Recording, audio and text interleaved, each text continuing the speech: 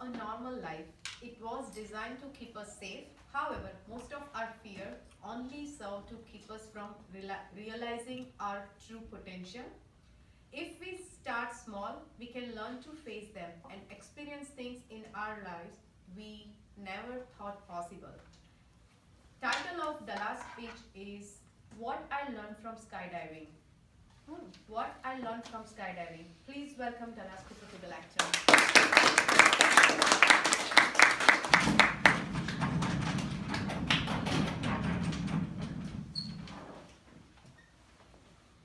There I was, hurling from 15,000 feet at 120 miles per hour for 60 seconds. Toastmaster, fellow Toastmasters, and welcome guests. Why in the world would anybody jump out of a perfectly good plane?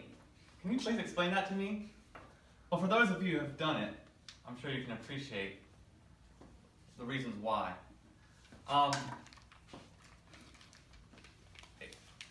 Why did I do it?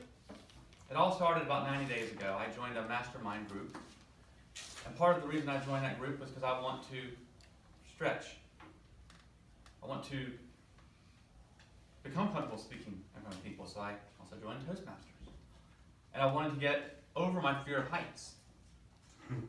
So I went to New York. I went to the top of Freedom Tower. And then about 2 weeks ago, my coach threw out this wild idea. He said, you know what? If you were serious, you would have jumped out of a plane yesterday. And I was like, no. Never thought about that in my life. Never considered it. But I decided to accept the challenge. Because I believe these theories in my head that we can do anything if we really want to, if we put our mind to it. They say it, if you believe it, you can achieve it. If you believe you can, you can. If you believe you can't, you can't. So I wanted to put into practice the theories. I wanted to get past all the overthinking and really overcome my fear of heights once and for all. And I learned a lot of good lessons from it, which really had nothing to do with fear, per se. One was to trust the process. I had to trust people I'd never, ever met before.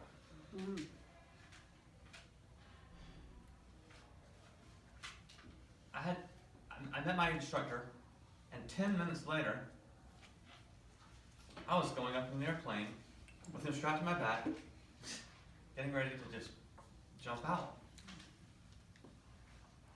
I had to trust that he knew what he was doing. I had to trust that he wanted to live. So in that moment, our goals were totally aligned, right? We had one goal, make it out alive. And, of course, have a good time in the process. And so, something else I learned is when I got there, no one was looking at their cell phone. No one was just like idly speaking. I mean, of course they were having a great time. There was a lot of energy, kind of like when I went to New York. It was like everybody was engaged. They were focused.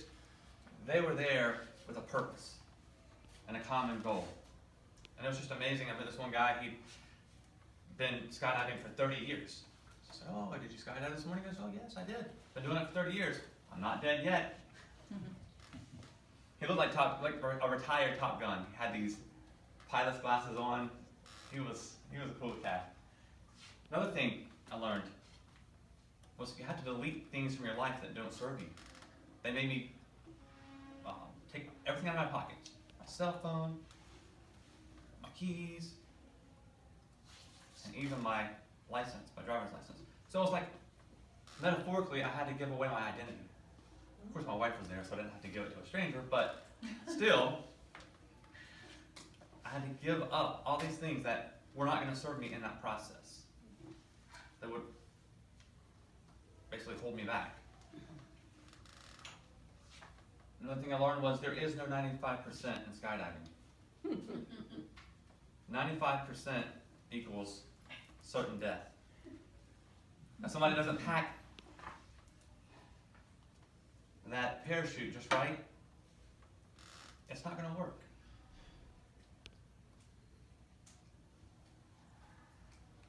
If someone doesn't strap you to the, if the instructor doesn't strap you in correctly to himself,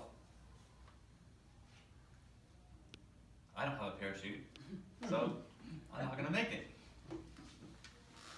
So and that really translates into our lives. I mean, we need to give 100% to everything we do, because it really, really does make a difference. It really does make a difference. And the higher the stakes, the bigger the difference it makes. And imagine if a surgeon only went 95% of the way, didn't cut out all the cancer, was sitting there reading their stuff, watching their cell phone, trying to multitask. That wouldn't be too great. Another thing I learned was I had to let go and commit. So I'm up in the plane, I'm riding up. It was a flight like any other, except for the doors open the whole time you're flying up. And there was no in-flight service. So no peanuts, no water, but when you get up there, you're literally locked in and you're loaded. And you have to commit to that process. And leading up to it the 2 weeks before, I set my intention over and over again. I visualized myself doing this. I said, I'm going to do it. And I define intention as committed decision. So I was committed, and I decided I was going to do it, and I did it. And another thing I learned was you have to die to live. You have to be willing to face that ultimate fear, to experience something that I've never experienced before. And it was amazing. On the other side, I was like, by facing the possibility of death, I found more life on the other side, more energy, more passion. I mean, I felt high for the rest of the day. And it was amazing. And I can honestly say, I'm no longer scared of heights.